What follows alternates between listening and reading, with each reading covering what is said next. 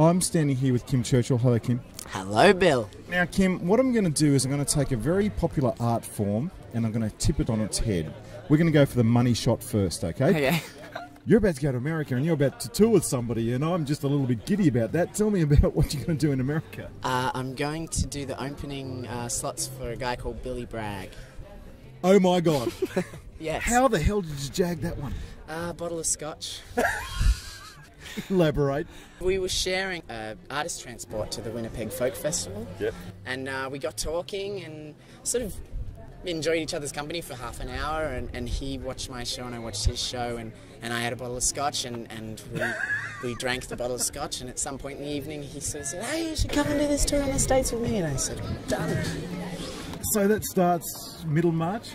Yeah, March 23rd, and it goes for, must be 8-9 weeks right across America, and probably 6 or 7 days in Canada as well.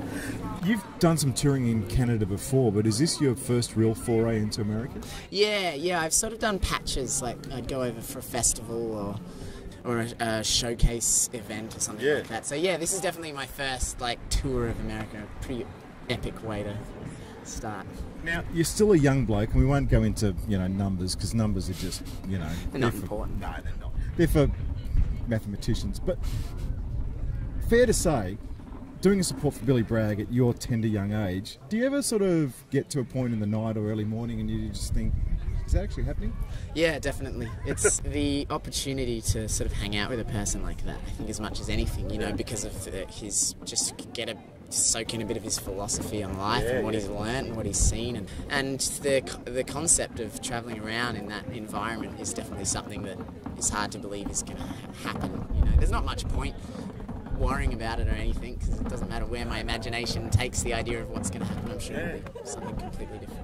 Now, as we rub the stars out of our eyes, we can get starry-eyed just about talking about your star, because the first time I saw you was in 2008 at the Illawarra Folk Festival, and that was a long time ago, and that's been a long 5 years, hasn't it? There's been some amazing things happen. Just tell us, just paint a word picture of the last 5 years. Still in the back of the camper van.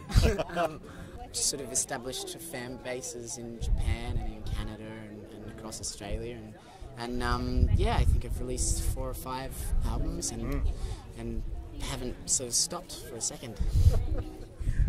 As one who's about double your age and then a little bit more, and about to do something similar in terms of jumping in the back of a van and cutting out the moorings and shutting off, tell us what that's like about not having a real home base.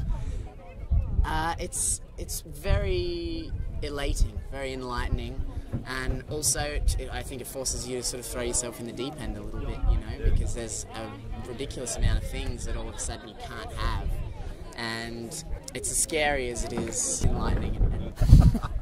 Now, between March and now, here we are at the end of February, what's happening for you in terms of, you got dates still here in Australia? Yeah. Just mainly festivals now. We're doing Nana Music Festival in WA and Port Fairy Folk and the Blue Mountains. A couple of shows in some theatres in Melbourne and Fremantle, I think. And that's the next 3 weeks. And of course, you're going to be plugging the fact out of, if there's anybody touring here from America, when I'm over there, you be there. Is that the message? Yeah, I'm definitely keen to.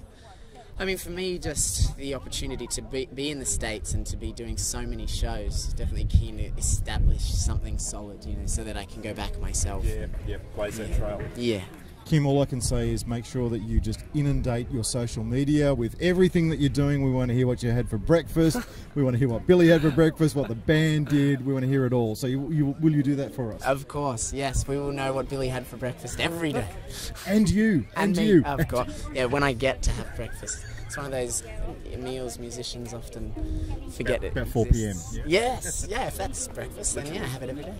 Kim, thanks for talking with us today.